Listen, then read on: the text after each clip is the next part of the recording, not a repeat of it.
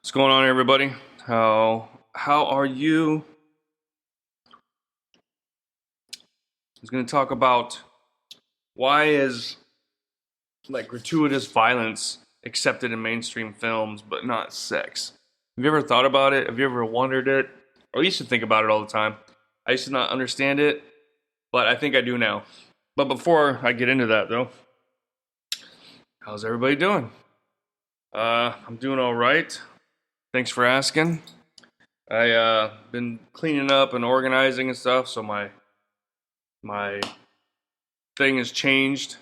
I had like a standing up desk, um, with a bar stool type chair in it, which I liked recording the podcast. I liked standing, but um, I don't know. I needed to organize my room some more, and plus my kids were using the printer a lot for school, and I wanted to move the printer to a central location since now you can kind of just connect to the internet so anybody can print, from their room or whatever. So move the printer from out of here and into the living room and stuff like that. Just been working on organizing. So I've kind of like been I haven't recorded. It's been like almost 2 weeks, I think, since I recorded anything for the podcast. And I've noticed though, with my depression or whatever it is, I don't know. But I used to be. I talk a lot about like I think I have I'm bipolar, and I'd have manic highs and lows, and I still think I do, but I don't think they were as extreme. Like I think I had a low bipolarism. Um, like it was there, but it wasn't quite as bad as other people I've read. What the things that they go through. It was the same, but just at a lower level. But I do kind of feel like my manic highs are kind of going away, which is good. Is that even possible? I don't know. Maybe I didn't have maybe it was like a combination with the meds I was taking. I don't know, but I've I think I just got done being depressed. I never know I'm depressed when I'm depressed. It's only afterward. And but I wasn't like really really low depressed. What I've kind of noticed is when I'm in my depressed mode, I just don't really care about anything. I just don't do much, and I just do enough to kind of get by. And then when I'm not depressed is when I'm a normal person, and like I'm tired of my room being dirty or my tools being unorganized or whatever, and I want to organize them. And I've always kind of been that way, but it seems like the manic highs and everything has kind of changed. So it's like I used to, like when I was in my good mood or manic high, I would just be I just did a line of coke, and I'm not that I know what that's like, but um, and I'm just like cleaning and wanting to get everything done, and so now like that's how I've been. Thank God. I love when I'm in my good moods and I just want to get stuff organized and cleaned and stuff like that. Like my tools in my garage has been a mess for so long. So I moved my tools back into the house, into this little extra room that we have, and that way it freed up a lot of space in here, so I could kind of move some stuff and clean up in here, which in turn, now my desk changed and everything. But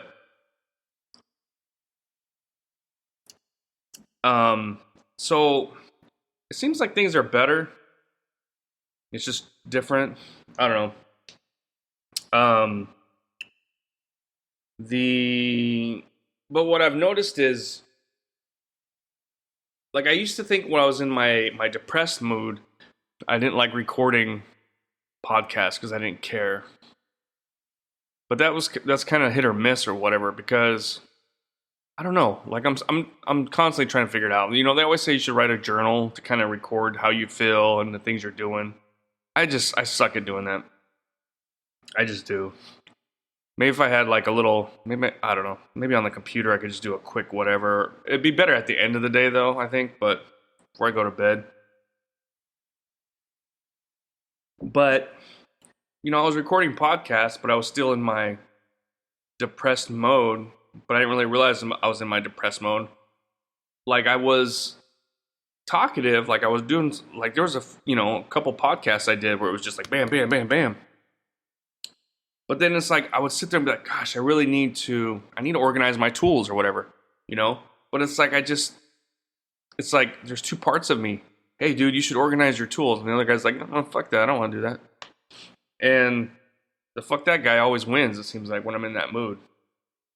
And then when I'm in what I used to think is like my good mood, but it's like a normal mood, is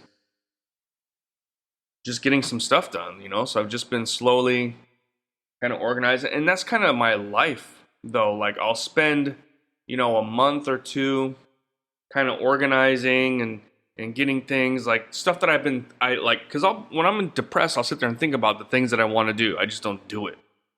And then, I mean, sometimes I'll do a little something or whatever. I mean, I don't do nothing, I'll do laundry or whatever and a few things, this and that. But as far as like little projects that I want to do, I don't do it. But I'll sit there and think about the stuff I want to do. So then when I'm in my good mood, then I start doing it. And then I'll get to my bad mood where I don't touch nothing. So all the work I did just turns to crap again, sort of. Like it seems like I'll organize my tools and everything. Like they'll sit there in a disarray for, I don't know, 2 months or something. And then I'll finally organize everything and put everything away. And it'll sit there for a little bit, and then I'll have some sort of project where I'll do it and I make a mess again. The thing is like when I'm in my manic, like I want to get it done. Oh, gotta get done. Bam, throw this tool over here, whatever, do this. Like I don't pick up after myself. I'm like frantic, as opposed to when I'm just in a good mood or normal, where I'll sit there and like take my time, get something done, put stuff away when I'm done doing it. So it's like I don't always have those. Like it's not in order. It's not like I have manic. Like right now I'm in a good normal mood, from what I can tell. I haven't had a manic high in a while, which is actually good, because I think it kind of, I don't know. I'm hoping things are going back to normal, but I don't know. I'm just kind of sharing. Because I'll be in my manic and I'm just like, gotta get this done, gotta get this done. And I don't like, when I finish doing something and looking, and then I'll put like the tool away, or I just push it aside. So when I'm done doing what I'm doing, like I want to do this. Okay, for example, like build a smoker, right? I have this whole smoker I want to build, because I have like a really rinky-dink redneck kind of smoker built. And it's kind of falling apart now, and like it doesn't hold the heat very well. So I want to build a new one, and I got all these plans. I've drew them up and all this kind of stuff, but I just haven't done it yet. But like I'm just using this as an example. But I'll sit there and I'll have these ideas, and then either I'll just finally pull the trigger and start it, or like I'm in a manic mood. And I just sit there all day, until I'm done. And then once I'm done, I got the smoker built and I'm all happy, but then I got this huge mess. And like I'm like worn out. So I don't clean it up. And then I get into like a depressed mode and I don't care, and it just sits there.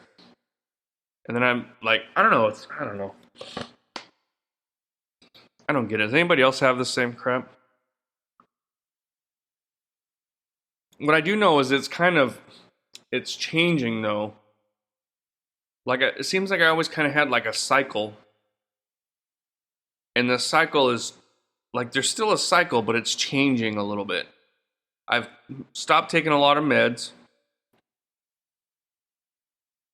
And like now I just take like, Tylenol, ibuprofen, the Zartan, which I need to make sure if I even need to still take that.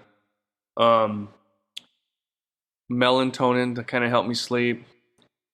I'm still kind of like trying out another gabapentin, which seems to help me. But I was thinking that it wasn't. I was thinking it was the culprit, but I think it was more the antidepressants and anti whatever with that, you know. So I think it works better. I don't know. Anyway, let me know if you're interested in how it works out. I guess I'll just talk about it anyway. But yeah, so that's kind of what's been going on with me. Been kind of trying to just clean and organize and stuff. So, and I'm happy when I'm in that mood because I like to have organized. I like it to be organized. I do, but when I'm in my shit mood, I don't care, and it sucks. It's so frustrating and it's so annoying. It's like, come on, man. Like I'm constantly instead of like the devil and the angel on my shoulder, I got the depressed guy and the normal guy. Like, come on, dude, let's do no, you know. Like it's just I don't know. Maybe it's one and the same, right? Stay with us. We'll be right back. Thanks again for listening to The Objective Jerk. I greatly appreciate it. If you could, like, subscribe, comment on wherever you're finding this, and you can also email me at theobjectivejerk@gmail.com. So, hope you're enjoying it, and please continue on with the episode.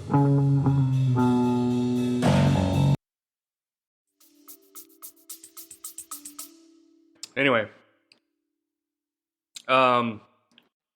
so I was just doing some organizing, cleaning some stuff, and I was listening to. That's usually when I listen to podcasts, and it's usually Joe Rogan. I listen to other stuff, but I'll listen to that and as I'm cleaning or doing stuff. And I'm listening to the last one with Quentin Tarantino, which I think he's been on once, maybe twice, but I think just one other time. So this was the second time. So, and I like Quentin Tarantino, and I was like, so all right, so I'm listening to it. He's got his old buddy, that he was, friends with back in the day and helped him write Pulp Fiction and stuff like that. Anyway, then this guy's got his own, stories and everything like that. So they're talking, and right now, I don't know, I'm about like halfway through. And they're talking about, what were they talking? They were talking about a movie that was very sexual, like to the point of where they, like, it was almost like a porn, I guess, but they had to edit it. Like it was filmed like a porn, but then, they didn't show everything. Supposedly, I don't know. But, and then so Rogan asked that. He's like, how come you can have people's heads being blown off and all this kind of stuff like that, and then but you can't show sex, especially if it's like between two consent. It's not like a rape or anything like that, or it's just it's a normal whatever. And I used to think that too. I used to be like, yeah, why is that? What's sex is it's the love between somebody, or it's. So, the human body, I used to think all the same kind of crap. But what I've kind of grown to realize as I've,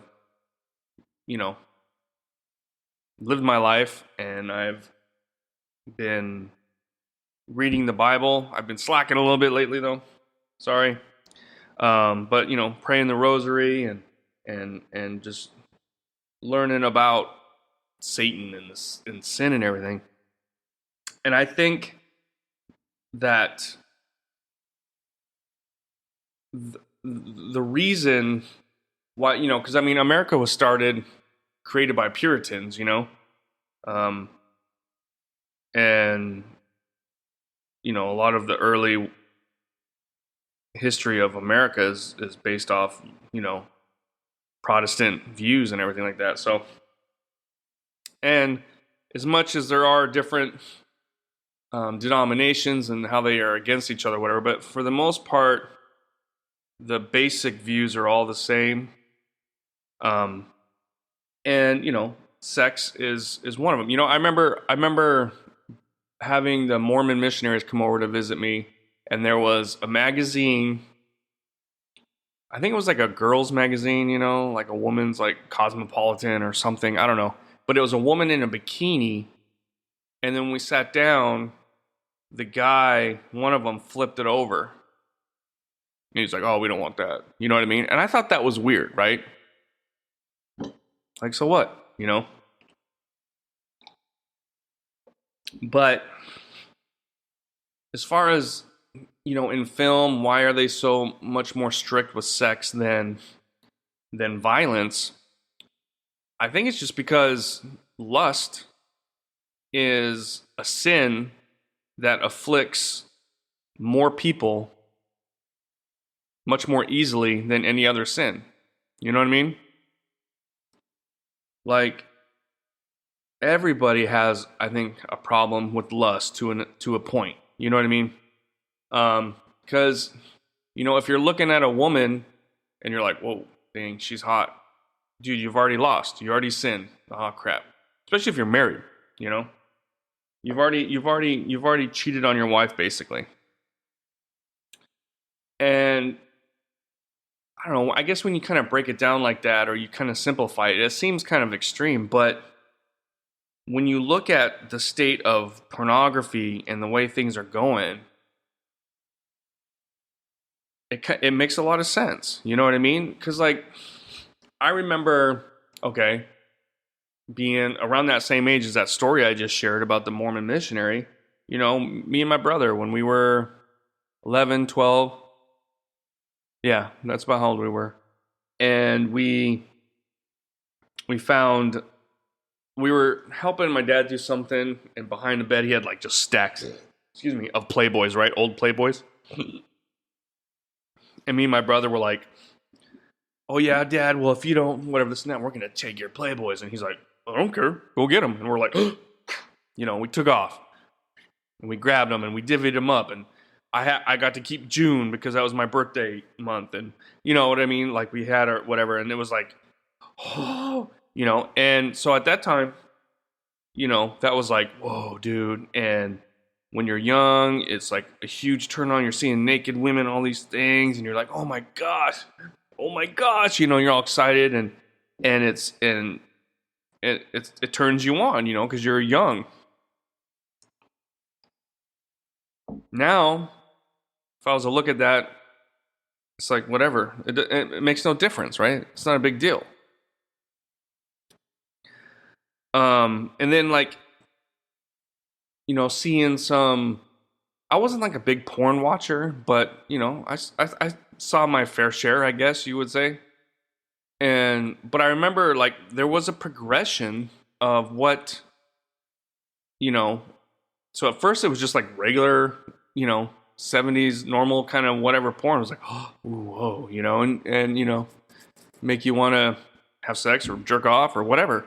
And then that starts getting old. And then all of a sudden it's like, ooh, two women, threesome. Oh, wow. And now then that gets old. Ooh, anal. Oh, what? Oh, and then that gets old. Pretty soon, people are, some hot woman that has a penis, which is actually a dude, you know? And then it's like, ooh, whoa, what? You know what I mean? So there is a progression that happens, and it's powerful, but at the same time it's like it's the whole boiling water thing with the frog. You're outside or you're in the water and it's just a slow boil, and then before you know it, you're cheating on your wife with a dude with fake implants, or you know it's a turn on for um you know animals and or children, or almost killing somebody to the point of that's the only way for you to climax, but then you end up usually killing them. And that's a big part of what serial killers, that was their problem. So think about that, man. Think of all the stuff that is inherently evil that has to do with lust, man. There's so much. You got child molesting, you got the serial killers, you got you know um I guess those are whatever, but and then and they try and sit there and be like, "Oh, come on, it's love. It's love." And it's like, "No, it's a sin. It's lust." And that's how Satan gets you, man. That's how it works. He gets you with the little Playboy magazines at the beginning, and then it progresses to this and to the point of where you can't even climax anymore with your wife or whatever because it doesn't get you there. So then you gotta go that step further that crosses you from being innocent, whatever kind of pleasure to sin, which I mean, it's all sin, but you know what I mean? What normal people would consider sin. It's not, it's, it all plays into it. You know what I mean? So it's like if they just started making movies that were as sexually deviant as they are violent, then things would be so much worse. You know what I mean? I mean, look at it right now. You got people in drag shows and half naked, letting little kids pretend they're strippers, and they're throwing money at them, and they're trying to make it to where it's okay for people to be attracted to kids, and if you don't want to have a relationship with a guy with breasts, then you're a phobe. You know, there's something wrong with you. They're pushing all this crap on you. It's like, whoa, like, where did this come from? It's like it's been a slow progression, you know? And it starts off with the Playboy magazines, the simple whatever porn. And that's why they, you know, the beginning in the rating systems and the people who in charge started, I think it's God really trying to keep, because if people watch violence, right? Does it make them want to go and kill people? No. I mean, some, yeah, probably, maybe, because it turns them on, though. You know, they might be like, they might see it and be like, ooh, that's kind of gotten me aroused, right?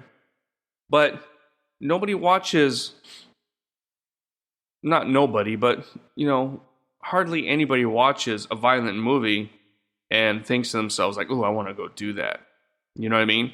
But as opposed to somebody watching some kind of sex thing and then they get turned on and they're like, ooh, I want to go try that. You know what I mean? So that's why I think there's such a, you know, that's why they allow violence as opposed to nudity or to sex in movies. You know what I mean? I mean, you can still find movies with sex in it and stuff, you know, but because I honestly think it's just because that's that's the easiest way that Satan gets you, man, is through lust. And then look at like Epstein, and look at fucking P Diddy, and all the stuff that's starting to come out, and you know what I mean? It's look at it all. Just look at everything and just think to yourself, man, what? And it's true though, you know. It's like thankfully, like I used to like, I would look at, if I saw an attractive woman, I'd be like, whoa. And probably for like a second, I would, my brain would like picture what it would be like to be with her. And that's cheating on my wife. In Jesus, in God's eyes, that's cheating on my wife, right? I mean, it's not like I'm sitting there staring at her, stalking her, and whatever. But like for a split second, you'll see attractive woman, and you think what she might look like naked on your bed or whatever, you know, and maybe it's just a flash. It's just, but it's still, it is what it is. So now I don't, I don't have that as much, which I'm thankful for. You know what I mean? I'm not saying I don't ever notice an attractive woman, but it's very, I'll see them and I'm just like, it's very, you know, I pray about it, trying to be, you know, a good Christian and stuff like that. And and it's not so much, I mean, I guess it should be like it, you know, it's more because it's the right thing to do, you know, in my marriage with my wife, you know what I mean? And ultimately that's kind of, it's, you know, like people think it's like, oh, you know, they want you to do all this stuff so you're like, you're God fearing, and you live in fear because you don't want to upset, you know, God and go to hell. I mean, yeah, there's that, but it's it's so much more than just that. You know, That's what makes you like a good person. And you want to go to heaven. I just think that everybody's a little different. You have people who the idea of going to hell or heaven is enough. And they're like, whoop, okay, I'm doing it. But then there's some people that are like, yeah, I don't know about that. But some people just want to be a good person. And so then there's that aspect of it, I think there's people that will go to heaven that don't even really believe in God. You know what I mean? They try and, be a good person and live their life, and they don't really, they just like, I don't know. I think it's kind of hocus pocus, whatever. They don't really,